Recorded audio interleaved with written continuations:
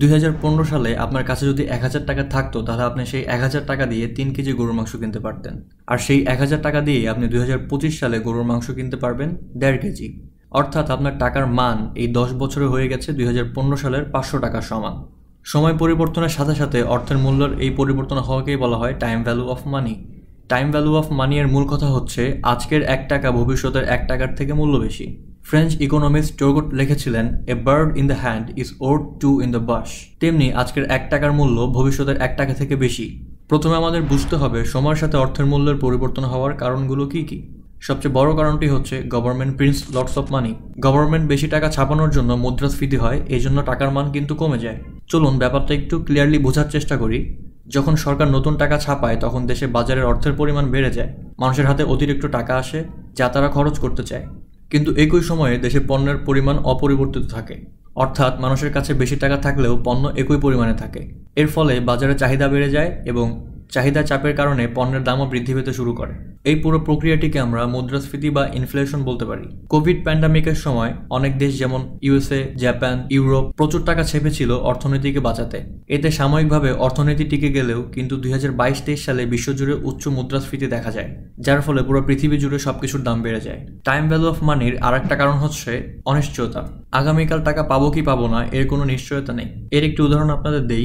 Lemon brothers ছিল সবচেয়ে বড় ইনভেস্টমেন্ট ব্যাংকগুলোর মধ্যে একটি। 2008 সালের আগে কোম্পানি ও ইনভেস্টররা লেমন ব্রাদার্সে বিলিয়ন টাকা বিনিয়োগ করেছিল ভবিষ্যতে তারা লাভ পাবে এই আশায়। 2008 সালে যুক্তরাষ্ট্রের হাউজিং মার্কেট ভেঙে পড়ে, বাড়ির দাম কমে যায় এবং অনেক মানুষ ঋণ পরিশোধ করতে পারেনি। ফলে লেমন ব্রাদার্সের বিনিয়োগগুলো দ্রুত ক্ষতির মুখে পড়ে। লেমন ব্রাদার্স নিজেকে দেউলিয়া হিসেবে ঘোষণা করে, ব্যাংক দেউলিয়া হওয়ার জন্য বিনিয়োগকারীরাও ভয় পেতে শুরু করে। এতে সারা বিশ্বে অর্থনৈতিক অনিশ্চয়তা ছড়িয়ে পড়ে। লেমন ব্রাদার্সের পতন প্রমাণ করে যে ভবিষ্যৎ সবসময় অনিশ্চিত, এই জন্য বর্তমান টাকা ভবিষ্যৎ টাকার থেকে মূল্য বেশি। সর্বশেষ টাইম ভ্যালু অফ মানির গুরুত্ব বুঝতে হলে আমাদেরকে অপরচুনিটি কস্ট বুঝতে হবে। অপরচুনিটি কস্ট হলো আপনি একটি অপশন পছন্দ করলে আরেকটি অপশন আপনাকে গিভ আপ করতে হবে। যেমন ঘন্টায় 100 টাকার একটি পার্ট টাইম জব না করে আপনি যদি 1 ঘন্টা পড়ার সিদ্ধান্ত নেন, এখানে আপনার অপরচুনিটি কস্ট হচ্ছে 100 টাকা। আর একটি উদাহরণ দেই, কিছু শেয়ার ধরুন 1000 টাকা দিয়ে কিনলে তার দাম 1200 টাকা হওয়ার সম্ভাবনা ছিল। আপনি শেয়ারগুলো না কিনে 1000 টাকা দিয়ে কিছু শপিং করলেন, তাহলে এখানে আপনার অপরচুনিটি কস্ট হচ্ছে 200 টাকা। তো আপনি যদি আজকে ইনভেস্ট করেন, এখান থেকে হয়তো আপনার কিছু লাভ হওয়ার সম্ভাবনা ছিল, কিন্তু আপনি যদি আজকে ইনভেস্ট না করেন, আজকে যদি আপনার হাতে টাকা না থাকে, তাহলে এখানে আপনার অপরচুনিটি কস্ট হচ্ছে আপনি যত টাকা ইনকাম করতে পারতেন তা। কিছু ম্যাথমেটিক্যাল ফর্মুলা ইউজ করে আমরা টাইম ভ্যালু অফ মানি নির্ণয় করতে পারি। এসব ফর্মুলা ব্যবহার করে আপনারা ইনভেস্ট সিদ্ধান্ত নিতে পারেন।